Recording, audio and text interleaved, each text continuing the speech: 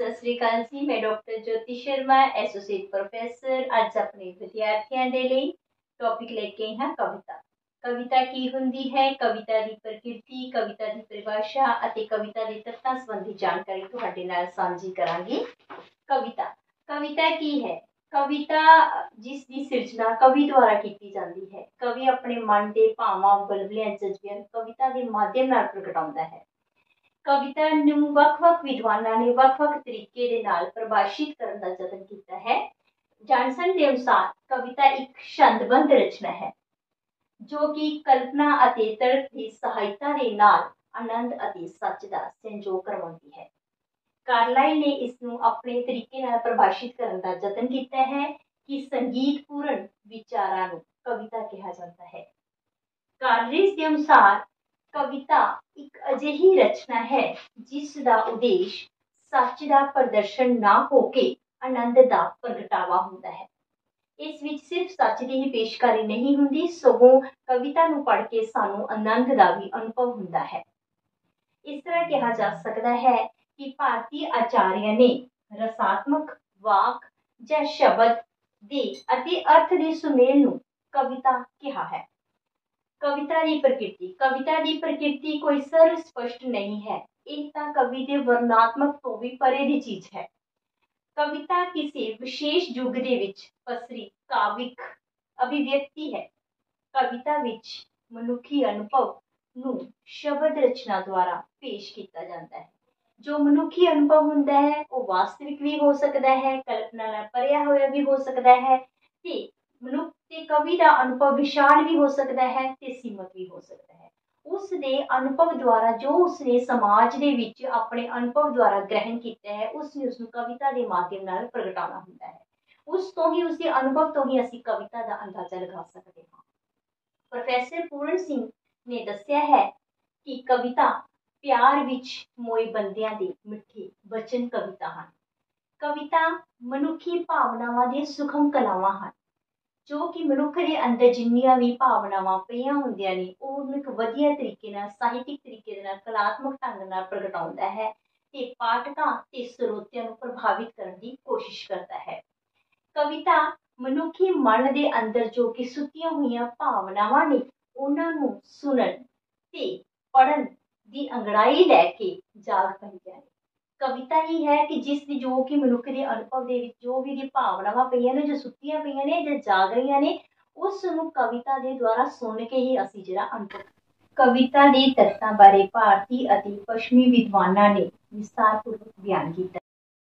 भारतीय विद्वानां अनुसार रस, धुनी, अलंकार, वक्रोक्ति, रीति, औचित्य 6 प्रमुख तत्व हैं, जबकि पश्चिमी विद्वानां अनुसार बुद्धि, भाव, कल्पना, शैली इसके प्रमुख तत्व मन्ने जाते हैं। कविता के प्रमुख 9 तत्व हैं जिन्हां दा असीं अज जिक्र करांगे। भाव पहला तत्व है भाव। मनुख दे मन दे अंदर अनेक भाव पैदा होंदे ने। खुशी दे भाव, गमी दे भाव, हैरानी दे भाव, अनेक तरह के भाव मनुख दे मन अंदर पैदा होंदे ने। भावां दा संबंध इंद्रियां दे नाल हुंदा है। जो उस भावां दा संबंध इंद्रियां दे नाल हुंदा है उसनूं ज्ञान मूलक इंद्रियां भी कह सकते हैं। कई भावां दा संबंध सिर्फ इंद्रियां दे नाल ही नहीं सगों साडे मन दे नाल मानसिक विचारां दे नाल हुंदा है, उसनूं ज्ञान मूलक भाव कहंदे ने। भावां दा श्रेष्ठ होना बहुत ही ज्यादा जरूरी है। जिन्ने ज्यादा भाव उत्तम होंगे उन्नी ही कविता प्रभावशाली होगी।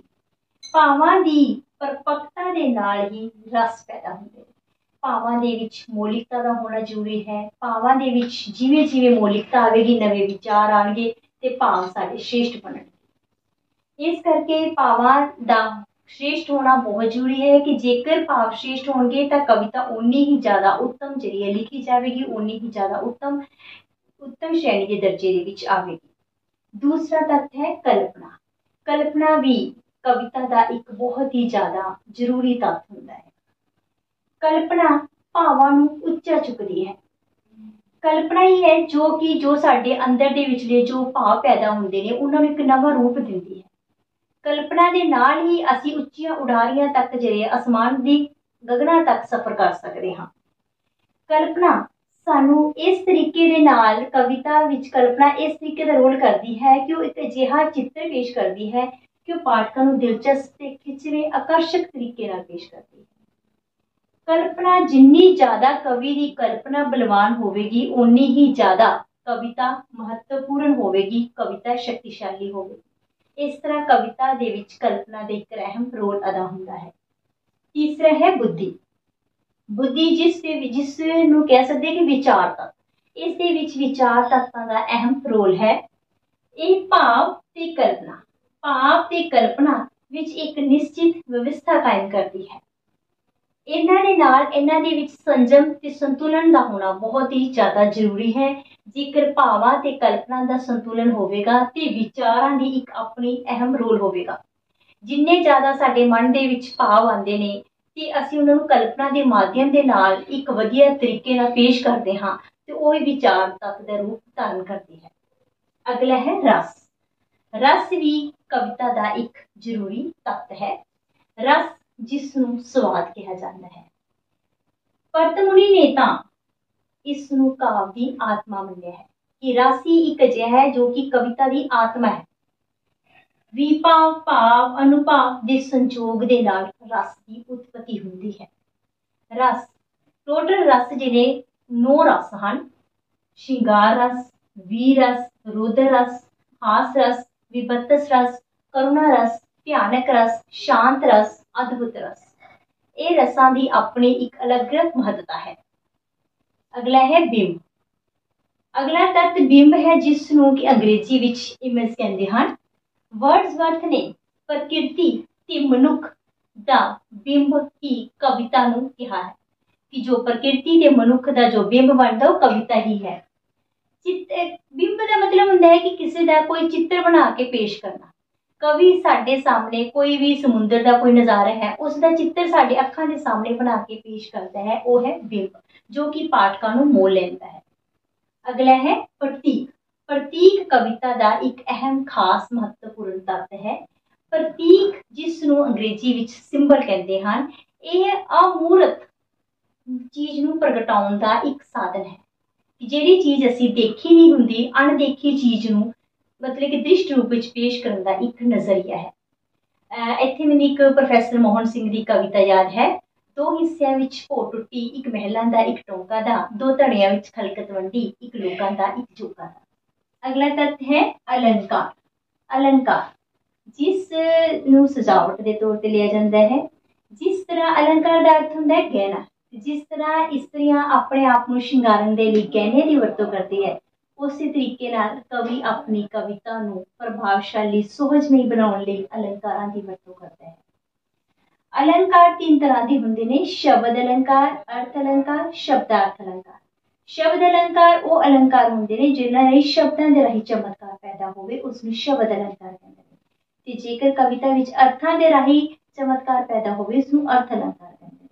शब्द ते अर्थ दोनां दे राही चमत्कार पैदा होवे उन्होंने शब्दार्थ अलंकार कहते हैं। छंद। छंद कविता का एक बहुत ही जरूरी महत्वपूर्ण तत्व मन्निया जाता है। छंद प्रसन्नता की महत्ता है। छंद पुरातन कविता ਜਦੋਂ ਅਸੀਂ ਪ੍ਰਾਤਨ ਕਵਿਤਾ ਦੀ ਗੱਲ ਕਰਦੇ ਹਾਂ ਤਾਂ ਉਸ ਵਿੱਚ ਛੰਦਾਂ ਦੀ ਇੱਕ ਅਹਿਮ ਰੋਲ ਸੀ। ਹਰ ਇੱਕ ਕਵਿਤਾ ਛੰਦਬੱਧ ਲਿਖੀ ਜਾਂਦੀ ਸੀ। ਛੰਦਾਂ ਤੋਂ ਬਿਨਾਂ ਕਵਿਤਾ ਲਿਖਣ ਦਾ ਰਿਵਾਜ ਹੀ ਨਹੀਂ ਸੀ। ਪਰ ਉਸ ਤੋਂ ਬਾਅਦ ਆਧੁਨਿਕ ਕਾਲ ਦੇ ਵਿੱਚ ਛੰਦ ਮੁਕਤ ਕਵਿਤਾ ਲਿਖਣੀ ਸ਼ੁਰੂ ਹੋ ਗਈ। ਕਿਉਂਕਿ ਕਈ ਵਿਦਵਾਨਾਂ ਦਾ ਕਹਿਣਾ ਸੀ ਕਿ ਜੇਕਰ ਅਸੀਂ ਛੰਦਾਂ ਦੀ ਪਾਬੰਦੀ ਦੇ ਵੱਲ ਧਿਆਨ ਦਈਏ ਤਾਂ ਅਸੀਂ ਕਵਿਤਾ ਦੇ ਵਿੱਚ ਜਿਹੜੇ ਵਿਚਾਰ ਆ ਪਤਾ ਹੀ ਨਹੀਂ ਚੱਲਦੇ। ਇਸ ਕਰਕੇ ਜਿਹੜੇ ਵਿਚਾਰ ਉਹ ਸਾਡੇ ਹਵਾ ਵਿੱਚ ਉੱਡ ਜਾਂਦੇ ਨੇ। प्रोफैसर पूरन सिंह ही एक अजिहा कवि है जिसने छंद मुक्त कविता लिखण का रिवाज पाई सी।